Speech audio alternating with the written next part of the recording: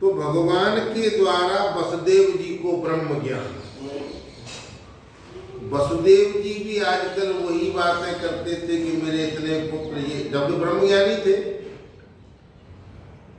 लेकिन भगवान ने उनको अपने पिता को भी ज्ञान दिया।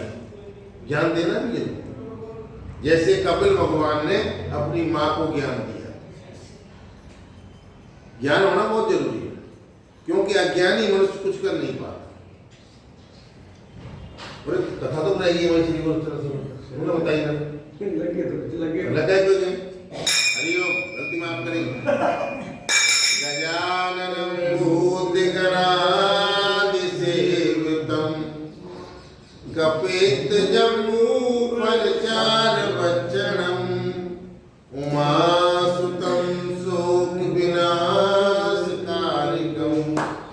नमामि विघ्नेश्वरपादपङ्कजं।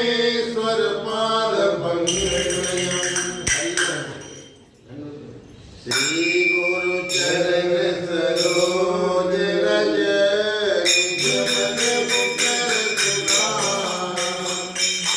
वरणौ रघुवर विमल जस लाय गोविंद तनु जानिके सुमिरौ पवन कुमार।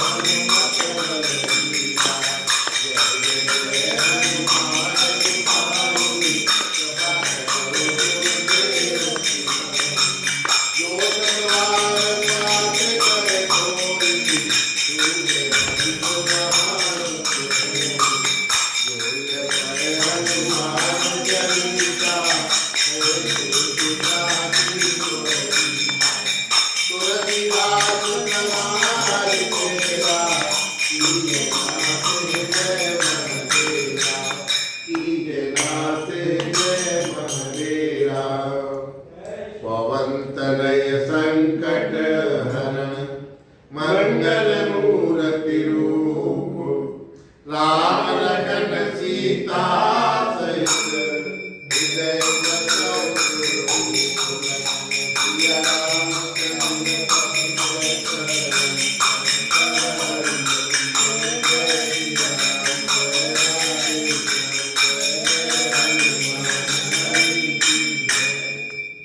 जनक सुधा जग जननी जानकी अतिशय प्रिय करुणा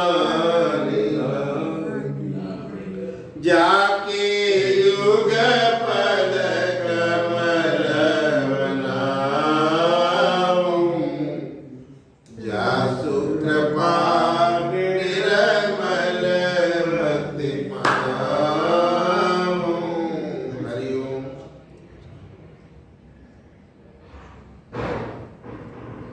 तो भगवान के द्वारा वसुदेव जी को ब्रह्म ज्ञान और देवकी के 6 पुत्रों को लौटा लाना। आज सुखदेव जी कह रहे हैं परीक्षित,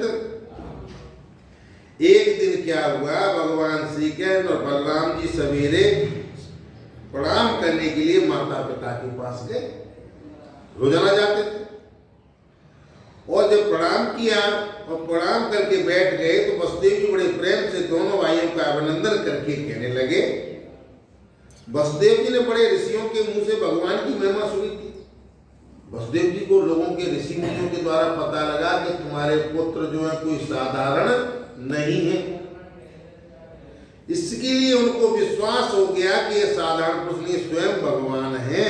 इसलिए उन्होंने अपने पुत्रों को प्रेम पूर्वक संबोधित करते हुए कहा, हे सच्चिदानंद स्वरूप भगवान श्री कृष्ण, महायोगीश्वर संगेश्वर, तुम दोनों सनातन हो।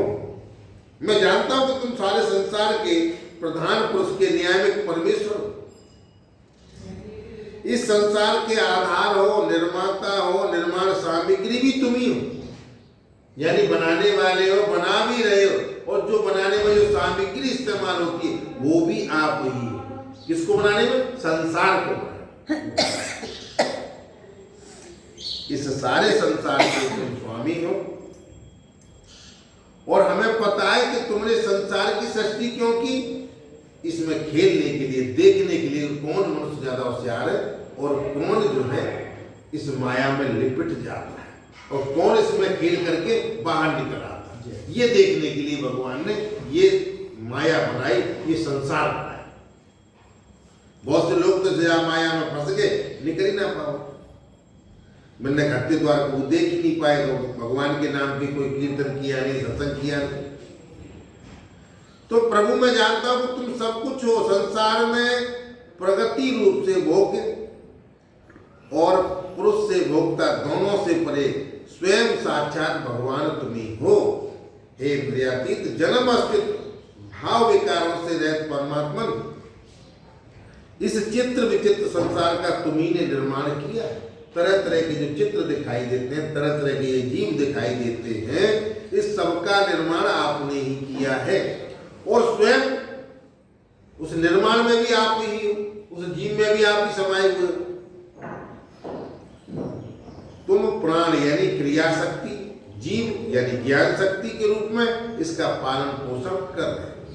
चाहे तुम्हें भजे, तुम्हारा भजन ये जीव करे या न करे, तुम्हें माने या न माने, लेकिन सबके भोजन पानी की व्यवस्था आप करते हैं। किसको कैसे रखना है, किसकी क्या व्यवस्था करनी है, ये प्रभु को टेंशन है। सबकी व्यवस्था वही करते हैं। तो क्रिया शक्ति प्रदान प्राण आदि में संसार की वस्तुओं की दृष्टि करने की सामर्थ्य है, वह उसकी अपनी सामर्थ्य नहीं है। जो संसार में जो भौतिक चीजों को इकट्ठा करने में जो मनुष्य लगा हुआ है और वो कहता है कि मेरी सामर्थ्य थी, मैंने इन चीजों को प्राप्त किया, ये उसकी प्राप्ति का उसमें सामर्थ्य नहीं। क्योंकि वो तुम्हारे समान चेतन नहीं, अचेतन है, स्वतंत्र नहीं, परतंत्र है। वो सब तुम्हारे इशारे से ही चल रहे हैं। जो भी कुछ कार्य मनुष्य कर रहा है, जो भी जीव इस संसार में आकर के कोई कार्य कर रहा है, वो कराने वाले भी आप ही हो। समझे? आप तो 8:30 बजे टपक पड़े, यहाँ तो नहीं होगा। अरे तो उन चेष्टाशील प्राण आदि में केवल चेष्टा मात्र होती है, शक्ति नहीं। शक्ति तो तुम्हारी है। देखने के लिए वो लगता है कि खा रहा है, पी रहा है, जा रहा है, सारे कार्य कर रहा है, लेकिन उसमें जो शक्ति है वो आपकी है। बिना आपके कुछ भी नहीं। हे प्रभु, चंद्रमा में कांति किसकी है? प्रभु गोविंद की। अग्नि में तेज प्रभु की कृपा है। सूर्य की प्रभा, नक्षत्र, विद्युत आदि की स्फुरण में सत्ता, पर्वतों की स्थिरता, पृथ्वी की धारण शक्ति, इनमें सब में गोविंद की ताकत। जब बड़ा भगवान लाए थे पृथ्वी को रसातल से, तो उन्होंने पानी को प्रस्तावित की। अगर अपनी शक्ति का संचार नहीं करते तो पृथ्वी इतनी भारी थी कि फिर रसातल में चली जाती। ये अगर पृथ्वी टिकी हुई है पानी के ऊपर, तो इसमें शक्ति का संचार मेरे प्रभु ने किया, तब वो टिकी।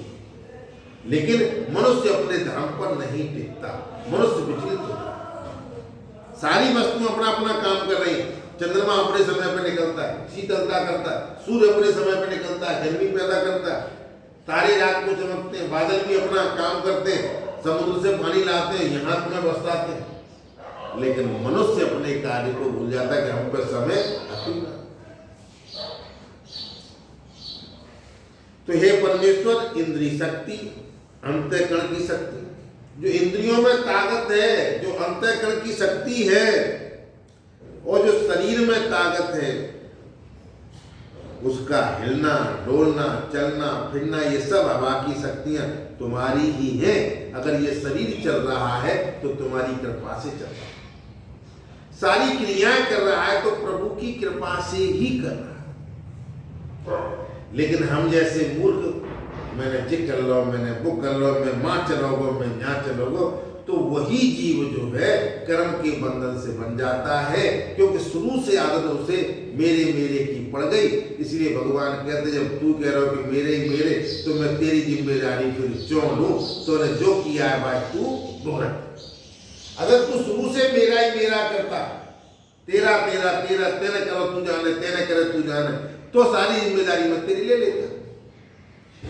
लेकिन मैंने किया, यही काम कर रहा हूं। दिशाएं उनकी शक्तियां तुम्ही हैं, आकाश भी तुम्ही हो, और आकाश उसका आश्रयभूत विस्फोटक तन मात्राएं या परावाणी, नाद, पश्यंती, ओमकार, ये सब निर्देश करने वाले सब आप हैं। सबके रूप में आप ही समाये हुए हैं। जो भी वेद शास्त्र है उसमें गोविंद है, जो भी वेद शास्त्र के श्लोक है उसमें भी वही समाया हुआ है। हे भगवान, जैसे मिट्टी वस्तुओं के विकार, घड़ा, वृक्ष, मिट्टी निरंतर वर्तमान है, वास्तव में विकार मूर्ति का ही रूप है, उसी प्रकार जितने भी विनाशमान पदार्थ हैं उनमें अविनाशी तत्व तुम ही हो। नाम बदल दिए। मिट्टी के द्वारा कोई तो दुर्लभ बना देता है, कोई मूर्ति बना देता है, मिट्टी के द्वारा कोई घड़ा बना देता है, लेकिन उस सब में क्या है? मिट्टी। समान रूप से मिट्टी मिली हुई है।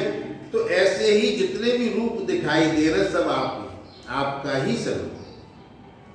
हे प्रभु, सत्य रजतम, ये तीन गुण, उनकी वृत्तियां, महतक परब्रह्म परमात्मा तुम में योग माया के द्वारा कल्पित है। इसलिए जितने भी जन्म, अस्थि, वृत्ति, परिणाम, भाव, विकार है, वे सब तुमसे हमेशा नहीं है। जब तुमने इनकी कल्पना कर ली तब तुमने विकारों में अनुभूत जानो। भगवान में कोई विकार नहीं, लेकिन जब लीला करते तो दिखाई ऐसे देते, तो देखो कैसे भगवान योगी है। लेकिन जब सांसारिक रूप की लीला करते तो ऐसा लगता है कितने बड़े भोगी। जो अज्ञानी तुम्हारा सर्वात्मा सूक्ष्म स्वरूप नहीं जानते, वो अपने देहमानी अज्ञान के कारण ही कर्मों के फंदे में फंस करके बार बार जन्म मृत्यु के चक्कर में भटकते हैं। जो अज्ञानी मनुष्य भगवान को नहीं जान पाता और वो सारी जिंदगी अज्ञान में ही पड़ा रहता है। अरे जब हम निवृत्त हो गए, उम्र हो गई, सारी चीजों से निवृत्त हो गए तो भगवान का भजन करना चाहिए। लेकिन फिर भी मन जो ममता में लगा वो कि जा काम में कर ले, जा काम में कर ले, काम कभी खत्म होते कभी? आदमी खत्म हो जाता है लेकिन उसके कार्य खत्म नहीं होते। मरकटा में पहुंच जाएगा लेकिन फिर भी जा काम और करो तब जाओ। तो यही वो कह रहे हैं कि अपने देहाभिमान रूपी अज्ञान के कारण ही मनुष्य कर्मों के फंदे में फंस करके बार बार जन्म मृत्यु के चक्कर में भटकते रहते हैं। ऐसे लोगों को ही बार बार इस योनि में आना पड़ता है और जन्मना मरना जन्मना मरना ये क्रम चलता ही रहता है। एक परमेश्वर कौन कह रहे हैं? सुखदेव जी कह रहे हैं परिचित मुझे शुभ प्रारब्ध के अनुसार।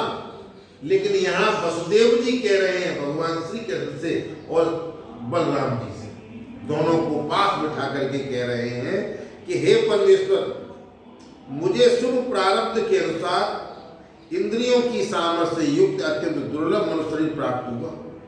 प्रारब्ध के अनुसार वसुदेव जी भी कह रहे हैं कि प्रारब्ध के अनुसार ये मनुष्य जन्म बड़ा कठिन है, वो मुझे मिला। किंतु तुम्हारी माया के वश में होकर अपने सच्चे स्वार्थ परमात्मा से असावधान हो गया।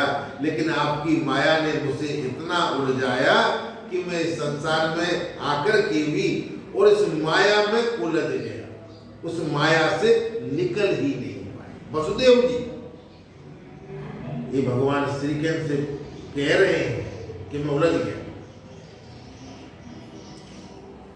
किंतु तुम्हारी माया के बस में होकर के अपने सच्चे स्वार्थ परमात्मा में असावधान हो गया और मेरी सारी उम्र यूं ही बीत गई। मैं भगवान का भजन करूंगा, मैं दान पुण्य करूंगा, मैं तीर्थ यात्रा गमन करूंगा, मैं वहां जाऊंगा, मैं वहां जाऊंगा, लेकिन माया में ऐसा फंसा कि मैं कहीं जा नहीं।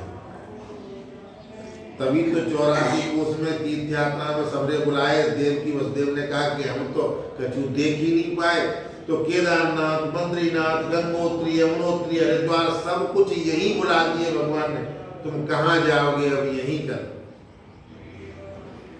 तो वो भगवान वसुदेव जी कह रहे हैं कि तुम्हारी माया के वश में होकर अपने सच्चा स्वार्थ परमार्थ ही असावधान हो गया और मेरी सारी उम्र यूं ही बीत गई। हे प्रभु, ये शरीर मैं हूं और इस शरीर के संबंधी मेरे अपने हैं। इस ऐता ममता रूपी स्नेह की फांसी से तुमने सारे संसार को बांध रखा है। मैं क्या करूं? वसुदेव जी कह रहे प्रभु, तुमने ऐसी ममता से कि जी मेरी मोड़ी, जी मेरे मोड़ा, जी मेरे फूफा, जी मेरे जीजा, ऐसे संबंधों में बांध रखा है कि वो उससे निकल ही नहीं पाया और मेरी सारी उम्र यही थी। मैं जानता हूं तुम दोनों मेरे पुत्र नहीं हो। सुनियो, मैं जानता हूं कि तुम मेरे दोनों पुत्र नहीं हो।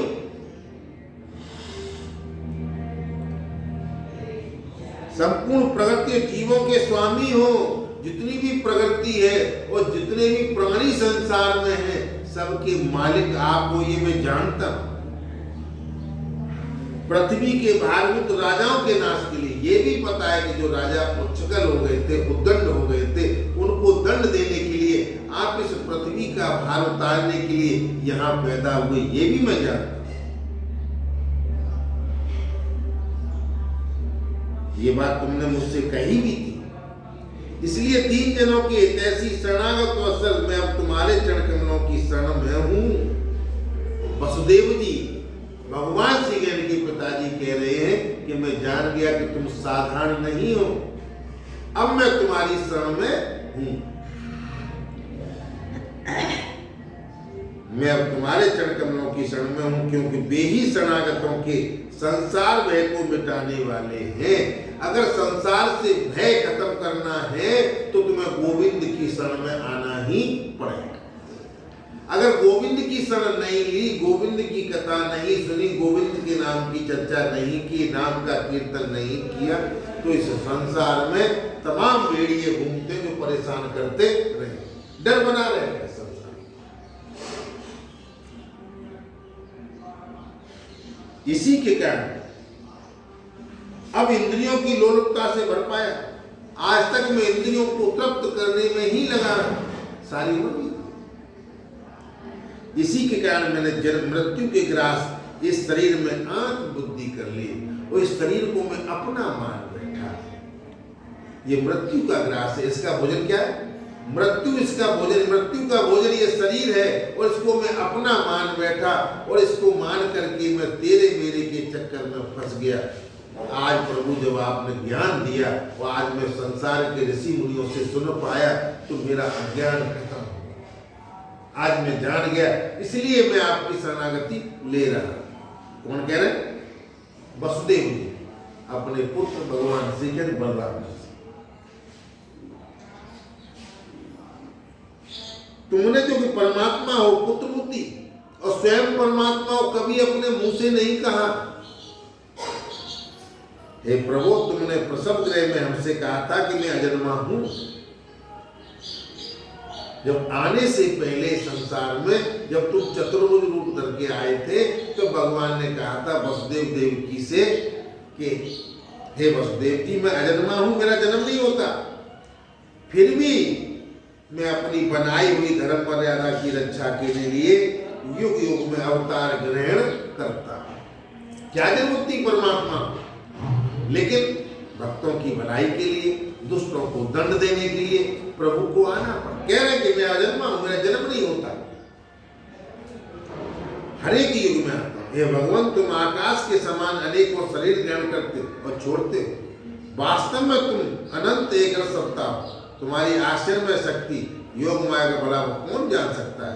सब लोग तुम्हारी कीर्ति के गीत गाते रहते।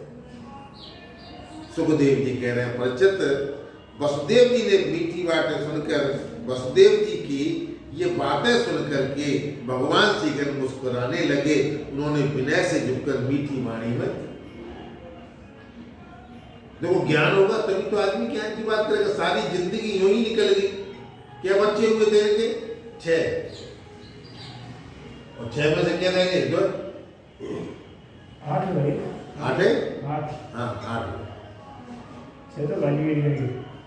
भगवान श्री कृष्ण ने कहा पिताजी, हम तो आपके ही पुत्र हैं, इसे लक्ष्य करके आपने ब्रह्म का उपदेश किया। हमने तो कुछ सुनने के लिए ही हमने इतनी बातें की थी, लेकिन आपने तो हमें ब्रह्म ज्ञान दे दिया। हम तो आपके पुत्र हैं, हम आपकी एक एक बात युक्त युक्त मानते हैं। पिताजी, आप लोग, मैं, भैया बलराम जी, सारे द्वारकावासी, सारा संसार, सब के सब आपने जैसा कहा वैसे ही, सबको ब्रह्म रूप समझना चाहिए। पिताजी, आत्मा तो एक ही है, परंतु अपने गुण में ही गुणों की सृष्टि कर लेता है। अच्छे गुण होंगे तो अच्छे संस्कार बनते चले जाएंगे। आपके अंदर थोड़े अशुभ गुण होंगे तो अशुभ संस्कार बनते चले जाएंगे। ये सारी क्रिया अपने ऊपर है, हमें किस रास्ते पे चलना है। रास्ते खुले हुए, अच्छे में चलना कि बुरे में चलना, हमें अच्छाई ग्रहण करनी कि बुराई ग्रहण करनी, वो तुम्हारे ऊपर। अब तुम परमात्मा को दोष दो, दुनिया समाज को दोष दो, नहीं। तुम खूब जानते हो, शास्त्र कहते हैं कि राम का नाम लोगे तो आनंद आएगा। मैंने सुनाया भी था कि राम का नाम एक बार लेने से वो ब्रह्म लोक और शिव लोक और वैकुंठ तक पहुंच गए। राम के नाम में होता है। तो पिताजी, आत्मा तो एक है, स्वयं प्रकाश होने पर भी, दृश्य अपना स्वरूप होने पर भी, अपने से भिन्न नित्य होने पर, अनित्य और निर्गुण होने पर भी सगुण के रूप में महसूस होता है। हर समय ईश्वर नित्य रोजाना मौजूद है लेकिन दिखाई नहीं देता, और निर्गुण है लेकिन फिर भी सगुण दिखाई दे रहा है। जैसे आकाश, वायु, अग्नि, जल, पृथ्वी, ये अपने काल हैं और प्रकट होते हैं, अधिक थोड़े अनेकों प्रकार के महसूस होते हैं, परंतु वास्तव में सत्ता रूप से वो एक ही रहते हैं। वैसे ही आत्मा में भी उपाधियों के भेद से नानत्व की प्रतीति होती है, इसलिए मैं जो हूं वही सब है। इस दृष्टि से अपना कार्य करना ठीक ही है। सब में ईश्वर है और हर मनुष्य अपने अपने कर्मों के हिसाब से कार्य कर रहा है, हमें उसमें विघ्न नहीं। अगर गलत रास्ते पे चल रहा तो उससे कहना चाहिए भाई आजा, तेरी आधी से ज्यादा जिंदगी निकल गई, अब तो गोविंद की शरण ले ले, कहाँ जाएगा। सुखदेव जी कहते हैं परीक्षित, भगवान श्री के इन बातों को सुनकर के वसुदेव जी ने नानक बुद्धि छोड़ दी। अब तक हम तेरे मेरे में रहे, लेकिन जब हमें पता चल गया कि सब में वही गोविंद है, तो कौन को किससे बुरा कहें, किसको अच्छा कहें, सब एक। और आनंद में मगन होकर वाणी से मौन और मन से निसंकल्प हो। हे गुरुश्रेष्ठ, उस समय वहां सर्वदेव मई देवकी जी बैठी थी। बहुत पहले से ये सुनकर अत्यंत आश्चर्य थी कि श्री कृष्ण बलराम जी ने अपने मरे हुए गुरुपुत्र को यमलोक से वापस ला दिया। तो उनको याद आएगी कि ये जब भगवान ही है मेरे दोनों पुत्र, तो जब अपने गुरु के आश्रम पे गए तो गुरु ने कहा कि भाई, जब भगवान बोले कि महाराज अब तो हमारी पूरी शिक्षा दीक्षा हो गई, महाराज ने कहा कि लाओ दक्षिणा निकाल। बोले दक्षिणा में उन्होंने अपने पुत्र को मांगा। मैंने बताया था जो पुत्र जो है समुद्र में चला गया था, तो भगवान श्री कृष्ण उस पुत्र को यमपुरी से लाए और अपने गुरु को दक्षिणा के रूप में वो पुत्र दिया। जब देवकी को याद आ गई कि मेरे 6 पुत्र जो है ऐसे कंस ने मार डाले हैं, तो मैं क्यों न इनसे अपने पुत्रों को मांग लूं, क्योंकि ये परमात्मा है। कंस ने मार दिए थे, बहुत दुखी हो गई, आंखों से आंसू बहने लगे देवकी के, और बड़े कर्म सुर से श्री कृष्ण बलराम जी को सम्मुख करके कहने लगे। देवकी ने कहा, हे राम, तुम्हारी शक्ति मन वाणी के परे है। श्री कृष्ण, तुम योगेश्वरों के भी ईश्वर हो, मैं जानती हूँ कि तुम दोनों प्रजापतियों की भी ईश्वर आत्मस नारायण हो।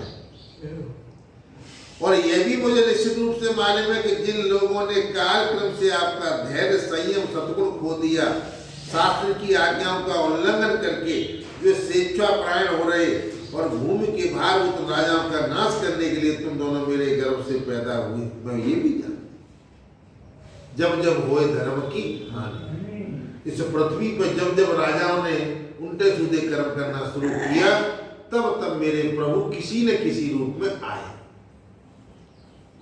हे विश्वात्मन, तुम्हारे पुरुष रूप अंश से उत्पन्न हुई माया के गुणों की उत्पत्ति होती है, उनकी लेस मात्र से उनकी उत्पत्ति विकास प्रलय होता है। आज मैं सर्वोत्कर्ष से तुम्हारी शरण में हो रही हूं। मैंने सुना कि तुम्हारे गुरु सांदीपन के पुत्र को मरे हुए बहुत दिन हो गए, लेकिन तुमने फिर भी दक्षिणा में उन पुत्रों को लाके दिया। तुम दोनों योगेश्वर हो, इसलिए आज मेरी भी अभिलाषा पूरी करो, क्योंकि मैं तुम्हारी माँ हूं और मुझे मालूम पड़ गया कि तुम परमेश्वर हो। मैं चाहती हूँ दोनों मेरे उन पुत्रों को जिन्हें कंस ने मार डाला था ला कर दो, मैं उन्हें आंख भर के देख तो लूं। सुखदेव जी कहते हैं, प्रिय परीक्षित, माता देवकी की बातें सुनकर के भगवान श्री कृष्ण बलराम दोनों योग माया का आश्रय लेकर सुतल लोक में प्रवेश किए। जब दैत्यराज बलि ने देखा कि संसार के आत्मा अष्टदेव मेरे स्वामी भगवान श्री कृष्ण बलराम जी सुतल लोक में पधारे। देखो, कोई न कोई कारण होता है। वहां राजा बलि बहुत समय से प्रभु का इंतजार कर रहे थे। यहाँ माने कहा मेरे पुत्रों को लाओ, माध्यम कोई भी हो, लेकिन भगवान अपने भक्त को दर्शन देने के लिए सुतल लोक में चले। झटपट उन्होंने, राजा बलि ने कुटुंब के साथ आसन पर भगवान को बिठाया और साष्टांग प्रणाम पूरा पूर्वक करने लगा। जब भगवान विराज गए तो उन्होंने पांव पखारे और भगवान का चरणों तक परिवार सहित अपने सिर पर धारण किया। हे परीक्षित, भगवान के चरणों का जल ब्रह्म सारे संसार को पवित्र कर देता है। विश्वास तो रखो, श्रद्धा तो रखो। इसके बाद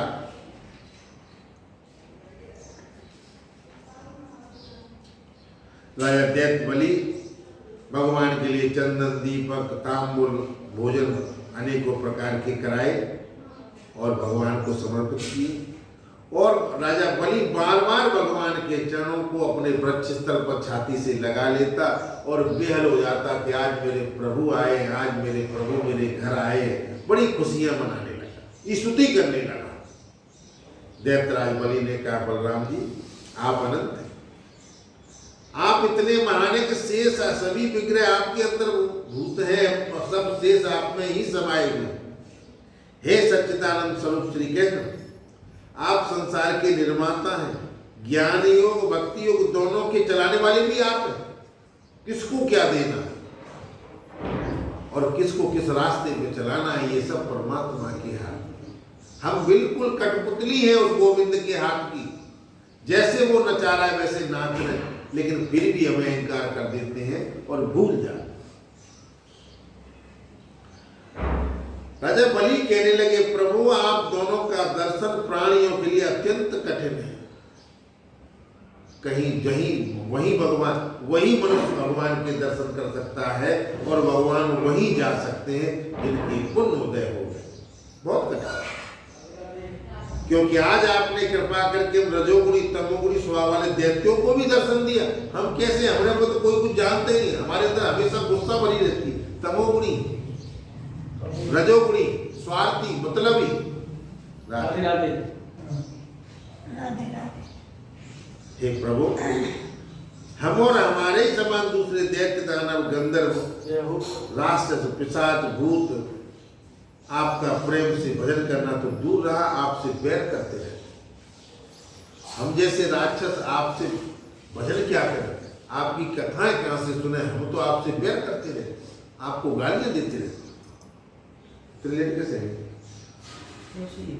माया मुझे माया कुछ होती ना, माया थी। माया हम तो आपसे हमेशा दृढ़ बैर भाव रखते, परंतु आपका विग्रह साक्षात वेद में विशुद्ध स्वरूप है, इसलिए हम लोगों से बहुतों ने बैर भाव से, कुछ ने भक्ति ने, कुछ ने कामना से आपको याद करके उस पद को प्राप्त किया। प्रेम न हो तो दुश्मनी कर ली। अगर प्रभु थे, हरे कहते नहीं, प्रभु थे तो भगवान भी थे। जिसे आपके समीप रहने वाले सत्य प्रधान देवता भी नहीं प्राप्त कर सकते। हे योगेश्वरों के अधीश्वर बड़े बड़े योगेश्वर प्राय बात नहीं जानते कि आपकी योग माया ये है और ऐसी, फिर हमारी बात तो औकाती है। राजा बलि क्या, हम नहीं समझ पाएंगे। इसलिए स्वामी मुझ पर ऐसी कृपा कीजिए कि मेरी चित्त वृत्ति आपके उन चरण कमलों में लग जाए। क्या मांगा? धनदौलत नहीं मांगा, ये चित्त की वृत्ति मेरी आपके चरणों में लग जाए, बस मैं आपसे यही मांगता। क्यों? अच्छे अच्छे परमहंस इसको ढूंढा करते हैं। भगवान के चरणों की रज जो है आज भी ऋषि मुनि ढूंढा करते हैं कि कहीं भगवान के चरणों की रज मिल जाए और हम पवित्र हो जाए। उनका आश्रय लेकर राजा बलि कह रहे हैं, मैं उनसे मिलने से घर गृहस्थी के अंधेरे कुएं से निकल जाऊं। अभी तक मैं घर गृहस्थी के अंधेरे कुएं में पड़ा हूं और इसमें से निकलना पड़ा मुझे। हर एक कोई नहीं निकल पा। जैसे मकड़ी के जाल में हम खूब घर बनाते हैं, गृहस्थी बनाते हैं, सारी चीजों की व्यवस्था करते हैं, और वही जो हमारी राधे गोविंद हरे गोपाल हरे गोविंद हरे गोपाल हरे जय जय प्रभु जी दयाल जय जय प्रभु जी दयाल गोविंद हरे गोपाल हरे जय जय प्रभु जी दयाल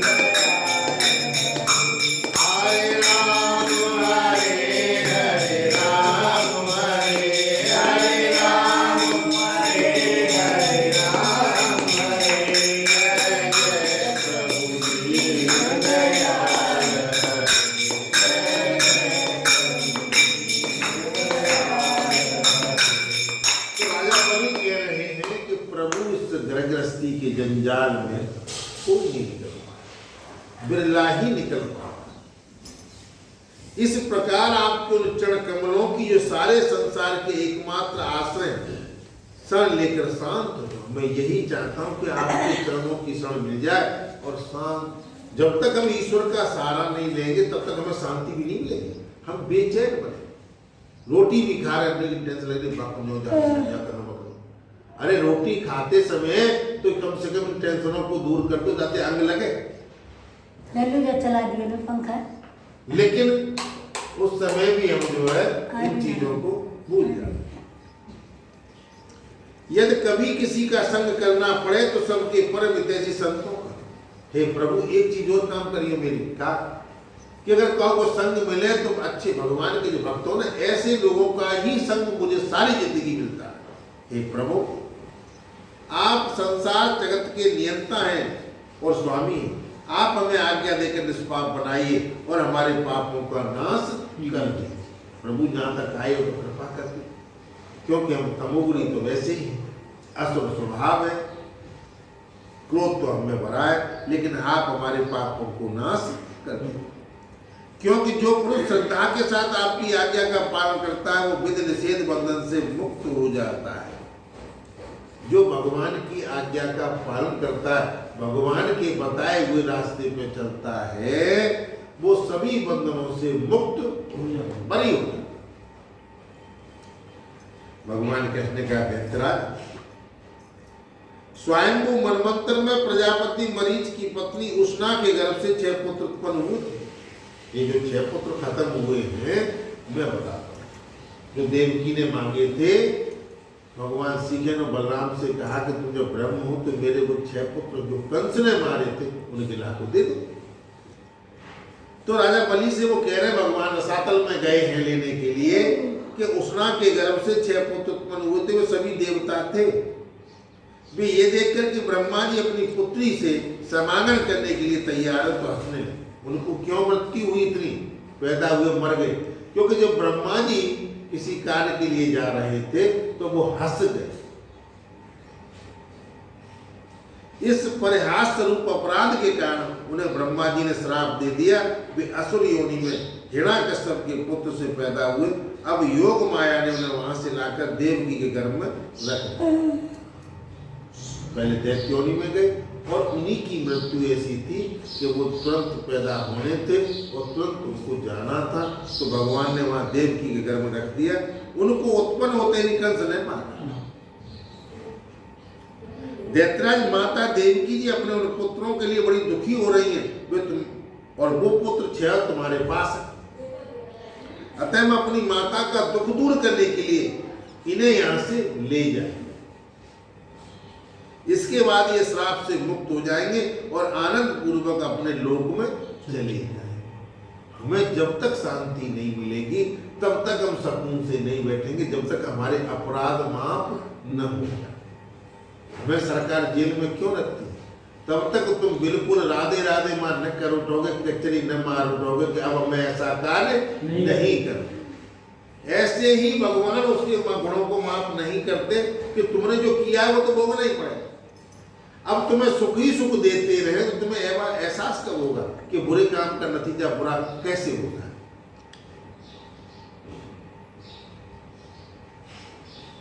हम अपनी माता का सुख दूर करेंगे। इन 6 के नाम थे जो देवकी के 6 पुत्र मरे, उनके नाम स्मर, उदग्रीत, परसंग, पतंग, शुद्रव्रत और गृण। इनमें मेरी कृपा से पुनः सदगति प्राप्त हुई। सुखदेव जी कहते हैं परिचित।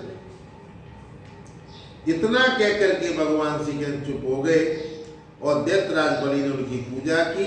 इसके बाद श्री कृष्ण बलराम जी बालकों को लेकर फिर द्वारका लौट आए और माता देवकी को उनके 6 पुत्र सौंप।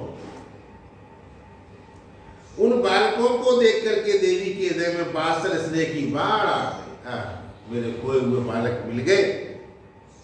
पुत्रों के स्पर्श के आनंद से सरोवर हो गई और देवकी ने उनको स्तनपान कराया। वे विष्णु भगवान की उस माया से मोहित हो रही थी जिससे सृष्टि चक्र चलता है। अब भी माया में कोई नहीं, हर जीव अपने कर्मों की भोग को भोग रहा है। राजा के एक पुत्र हुए थे, एक रानियां थी, मैंने किस्सा सुनाया, उनके एक पुत्र हुआ। तो अंगरा ऋषि और जब नारद जी वहां आए तो राजा को अभी ज्ञान की जरूरत नहीं थी, क्योंकि वो अभी माया में फंसे हुए थे। बोले कि अभी इसको ज्ञान ठहरेगा। ज्ञान कब ठहरेगा? जो बिल्कुल मन की निश्चिंतता एक जगह स्थिर हो जाए और वो बिल्कुल शांत, तब कई बात अच्छी लगेगी। नारद जी ने, अंगरा ऋषि ने उन्हें पुत्र दिया, क्योंकि वो जब भी बात कर रहे थे ज्ञान की तो बार बार कहते कि महाराज अगर एक मेरे पुत्र होता तो यूं इस जिंदगी से क्या फायदा, इतने राजपाट से क्या फायदा। तो उन्होंने आशीर्वाद दिया कि पुत्र तो होगा, लेकिन वो खुशी भी देगा और शोक भी देगा। ऐसा ही पुत्र हुआ, राजा अपने सब गमों को भूल गया, 24 घंटे उस पुत्र को देखता रहे। एक दिन वो समय आया कि पुत्र चला गया। उस समय नारद जी आए, अंगरा ऋषि भी आए। तब उन्होंने उस जीव को बुलाया कि भाई बता। राजा शोक में बैठे हुए, रानियां शोक में बैठी हुई। तब उस जीव ने कहा कि मैं अपने कर्मों के भाव को भोग रहा हूं, मैं कितनी कितनी योनियों में गया, कौन कौन मेरा पिता बना, मैं कौन कौन का पुत्र बना, किसको बताऊं।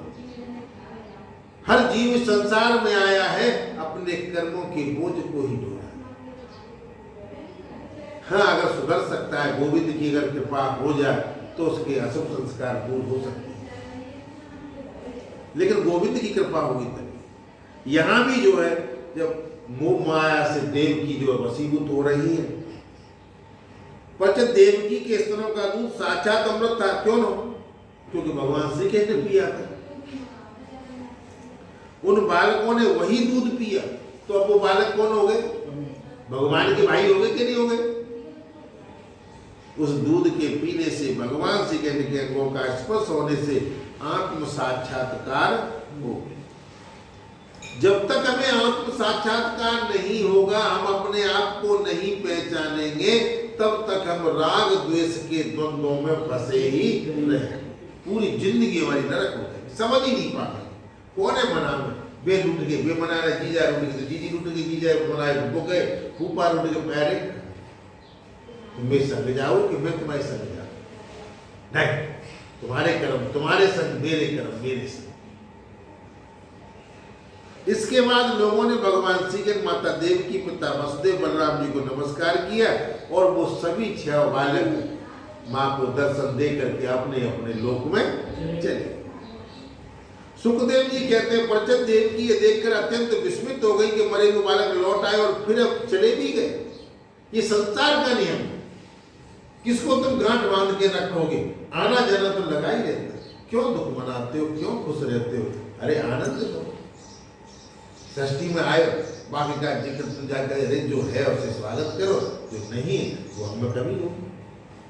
हम ठेकेदार नहीं, क्योंकि जो पुत्र भी पैदा किए हैं भगवान की कृपा से, तो वो अपना नसीब लिखा के लाए। हम अपने जीवन को नरक क्यों बना लें?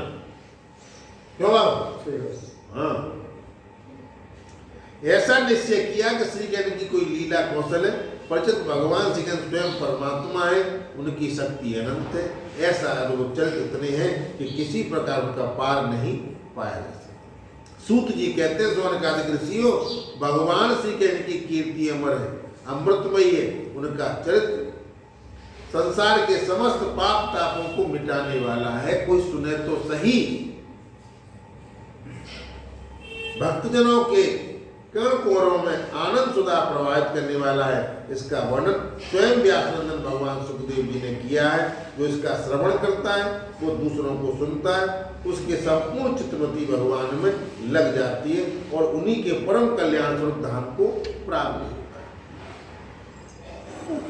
समझ में नहीं आई तो तुम लेट आए। इसलिए हे गोपाल राधे